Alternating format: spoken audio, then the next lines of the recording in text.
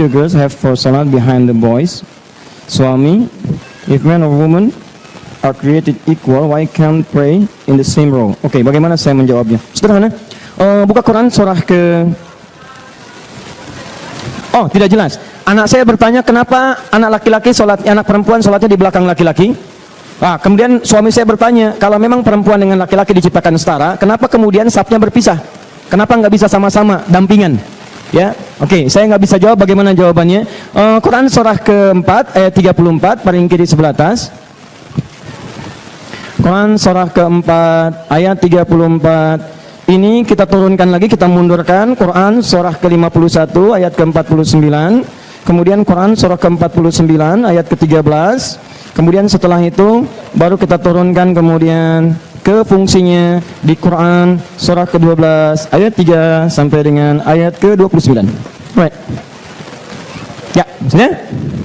Ya, mari kita lihat pelan-pelan. Saya mulai dari bawah dulu ya, sebelum tadi, karena ini pertanyaan ada suami, ada istri, ada anak, dan terkait dengan salat. Baik, nanti safnya saya turunkan lewat hadis-hadisnya belakangan. Saya mau mulai dari sini dulu supaya logika kita berjalan. Quran surah 51 ayat 49. Paling kiri sebelah bawah di mushaf. Kata Allah, "Wa min kulli syai'in khalaqna zawjaini la'allakum tadhakkarun." Semuanya selain aku, kata Allah, saya ciptakan berpasangan supaya kalian sadar cuma aku yang tidak punya pasangan, kata Allah. Di bedanya Tuhan dengan manusia, dengan makhluk, kata Allah, pertama kita mesti rasional dulu. Tuhan itu mesti beda dengan makhluk. Jadi kalau sifat Tuhan sama dengan makhluk, kenapa dipertuhankan? Ya, rasional ya, logis ya. Jadi Tuhan mesti beda dengan makhluk, jelas? Di antara perbedaannya, kalau makhluk lemah, Tuhan mesti lebih kuat. Di antaranya apalagi, kalau makhluk berpasangan, Tuhan tidak boleh berpasangan. Jadi kalau Tuhan berpasangan, apa bedanya dengan makhluk? Kalau makhluk mengandung, Tuhan tidak boleh mengandung. Kalau makhluk beranak, Tuhan tidak boleh beranak. Kalau makhluk diperanakan, Tuhan tidak boleh dilahirkan. Kalau ada yang mirip seperti itu, berarti bukan Tuhan, karena sama dengan makhluk. Makanya ketika Yesus dipertuhankan, Isa dipertuhankan, kemudian disoal, Isa kan dilahirkan, masa sama dengan Tuhan? Tidak, Tuhan nggak boleh sama. Maka ada yang berkata, Isa Yesus itu kan beda. Dia lahir tanpa bapak. Maka saya jawab, ada yang lebih hebat, namanya Adam, lahir tanpa ibu dan bapak. Kenapa nggak jadi Tuhan? Maka dijawab lagi, dia bisa menghidupkan yang mati dengan izin Allah. Baik, ada yang lebih hebat, menghidupkannya dicincang dulu, habis dicincang dipisahin cincangannya. Itu Nabi Ibrahim, Quran surah kedua ayat 260 paling kiri sebelah atas. Ketika Nabi Ibrahim mengatakan, wa idh qala Ibrahim rabbi arini kaifa tuhil mauta, ya Allah tunjukkan padaku bagaimana cara menghidupkan yang mati. Kata Allah, awalam tu'min, kamu enggak beriman, enggak yakin? Kata beliau, qala bala walakin yatma'inna qalbi, saya yakin cuma untuk menenangkan hati saya. Kata Allah, kamu coba potong-potong burung, potong-potong cincang, kemudian tempatkan di 3 bukit berbeda. Thumma du'uhunna ya'tinaka sa'ya, panggil aja, panggil, persis sama dengan kalimat Nabi Isa. Kata Nabi Isa, hidup dengan izin Allah. Nabi Ibrahim mengatakan hidup dengan izin Allah. Begitu dikatakan hidup, semua menyatu lagi datang pada Nabi Ibrahim. Nabi Isa cuma nepuk, hidup dengan izin Allah, bangun, mayatnya masih utuh. Nabi Ibrahim dicincang dulu, disebut hidup nyatu lagi. Lebih hebat Nabi Ibrahim dibanding Nabi Isa. Tapi sampai sekarang nggak ada yang menuhankan Nabi Ibrahim. Saya mau katakan sifat Tuhan mesti beda dengan makhluk, jelas? Right, sekarang karena Tuhan itu tidak boleh dilahirkan, Tuhan tidak boleh diperanakan, Tuhan tidak berpasangan, berarti makhluk harus berpasangan. Makanya semua makhluk mau berakal mau tidak berpasangan. Kambing, hewan punya pasangan, jantan betina. Tumbuhan punya pasangan. Lihat benang sari dengan putik, siang dengan malam, hitam dengan putih. Maka manusia pun punya pasangan. Apa pasangannya? Dan tidak pernah diciptakan manusia kecuali 2 jenis ini. Tidak ada yang ketiga. Tidak ada yang ketiga. Awas. Ada di Quran surah ke-49 ayat ke-13. Fokus. Saya mau urutkan supaya paham betul detailnya. Ya ayyuhan nasu inna khalaqnakum min dzakarin wa untha. Hei manusia, masih ingat uraian saya di awal tadi? Kalau disebutkan nas, berarti manusianya siapa? Semua, tanpa kecuali. Semua, tanpa kecuali. Hei semua manusia tanpa kecuali, inna khalaqnakum min dzakarin wa untha. Kami ciptakan kalian cuma 2 tipe, kalau bukan dzakar, untha. Kalau bukan laki-laki, perempuan. Nggak ada yang ketiga. Maaf ya. Kata Allah, dzakar. Kedua, untha. 1, 2. Cuma 2 jenis, nggak ada yang ketiga. Nggak ada dzakar ke unta-untaan atau unta ke dzakar-dzakaran, nggak ada. Laki-laki yang punya sifat perempuan atau perempuan yang kelaki-lakian nggak ada. Jangankan manusia, pada hewan pun nggak pernah ditemukan. Misal, saya belum pernah misalnya ada di Australia ada kambing homo, nggak ada. Atau sapi yang lesbi misalnya, ada? Tidak ada. Nggak ada masuknya kurban. Ntar nanti 5 bulan lagi ada kurban. Begitu dijual, berapa harga kambing ini? Ini murah pak, cuma $1. Kok bisa? Homo? Nggak pernah. Jadi kalau kambing aja, hewan saja tidak, apalagi manusia. Nah, kita lepaskan bab ini, kita nyambungkan kepada konteks pertanyaannya. Lihat baik-baik. Ketika Allah ciptakan laki-laki, disebutkan dengan zakar. Zakar itu ciri-ciri fisik yang membawa maslahat kehidupan. Memang diciptakan seperti itu karena fungsi hidupnya harus sesuai dengan keadaan tubuhnya. Di tubuhnya didesain oleh Allah untuk menampilkan fungsi kehidupannya. Makanya ketika dia jadi melekat fungsinya, dirubah nama dari zakar jadi rajul. Rajulun, jamaknya rijal. Ini fungsinya, tubuhnya disebutkan. Nanti saya masuk ke ciri-ciri. Kemudian ketika diterapkan jadi rajul. Apa itu rajul? Rajul itu sesuatu yang punya penampilan yang pijakan yang kuat, sifat yang tegas, kata-kata yang cukup luar biasa tampil, tampak, dan punya ciri fisik yang menunjukkan sifat ketangguhan.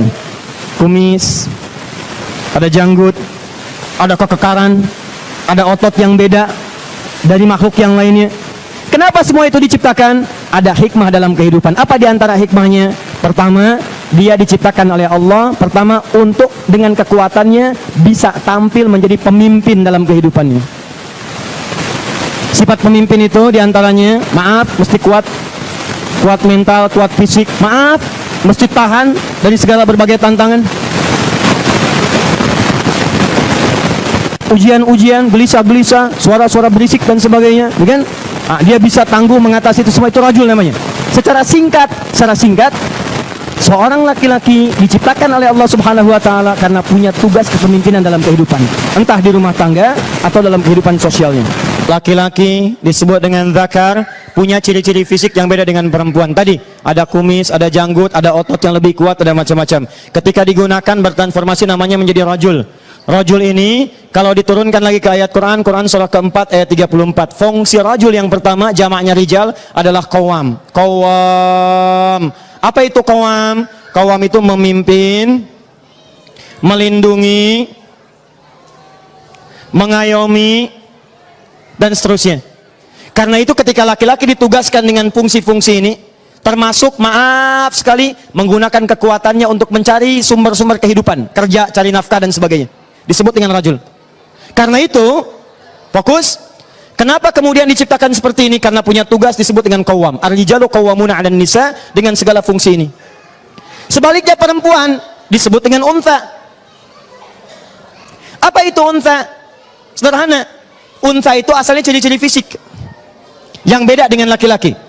Misal, di perempuan ada yang sifatnya bisa digunakan untuk menyusui, memberikan ASI. Itu dalam bahasa Arab juga disebut dengan untha.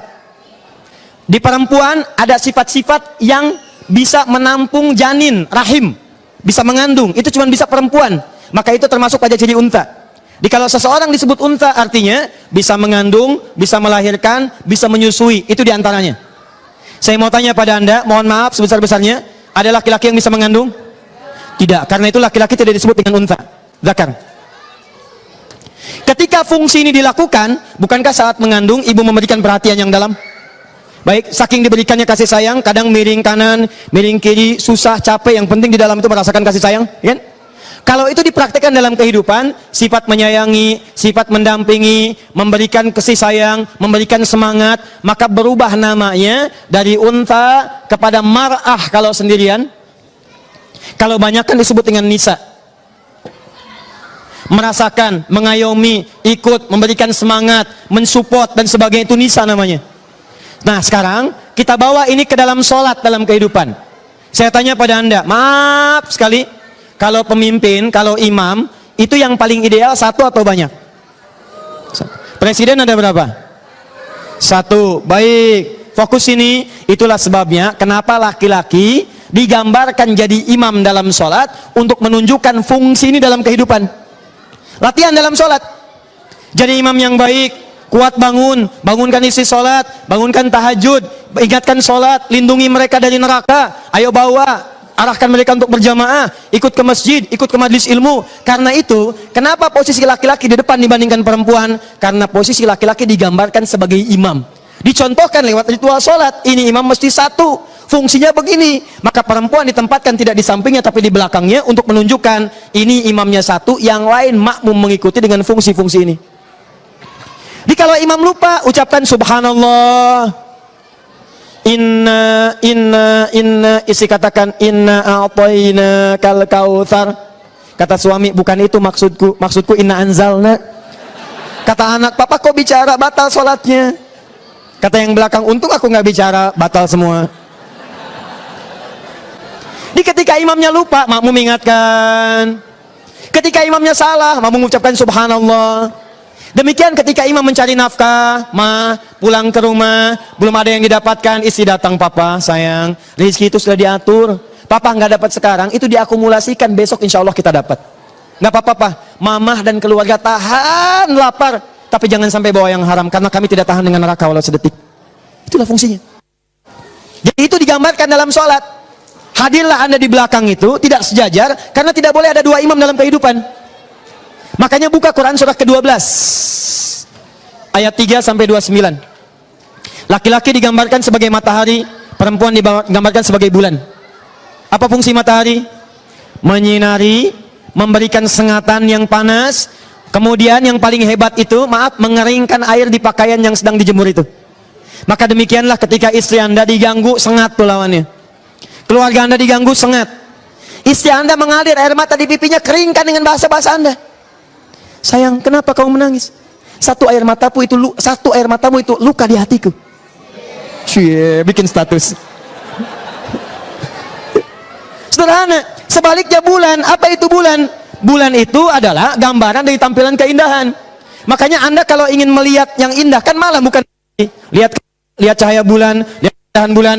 Makanya ketika Nabi Yusuf bermimpi 11 gemintang, bersujud ditambah satu mentari, satu bulan, tafsirnya mentari bapaknya, laki-laki, bulan itu ibunya. Jadi tampilkan keindahan ini, pimpinannya matahari, bawa dalam sholat, di belakangnya bulan, tampilkan keindahan dalam kehidupan. Jangan ditukar. Ini perempuan dari bulan pengen jadi matahari, laki-laki jadi bulan. Ada persoalan di rumah tangga, protes ibu, dengan kekuatan bulan aku menghukummu. Jadi secara singkat, kenapa perempuan tidak sejajar sholatnya dengan laki-laki di sampingnya? Alasan yang pertama, hikmahnya adalah untuk memberikan gambaran spiritual bahwa ini adalah isyarat dalam kehidupan bahwa laki-laki, ya Allah tunjukkan padaku bagaimana cara menghidupkan yang mati. Kata Allah, awalam tu'min, kamu nggak beriman, nggak yakin? Kata beliau, qala bala walakin yatma'inna qalbi. Saya yakin, cuma untuk menenangkan hati saya. Adalah kaidah fikih. Apa kaidah fikihnya? Antara laki-laki dengan perempuan, karena fisiknya berbeda, maka sentuhan-sentuhan di antara keduanya bisa melahirkan getaran-getaran yang tidak sama. Dikhawatirkan ketika bersampingan kemudian terjadi gesekan-gesekan, akhirnya muncul kepada syahwat. Dengan syahwat itu bisa mengganggu keadaan sholatnya. Jelas sampai sini?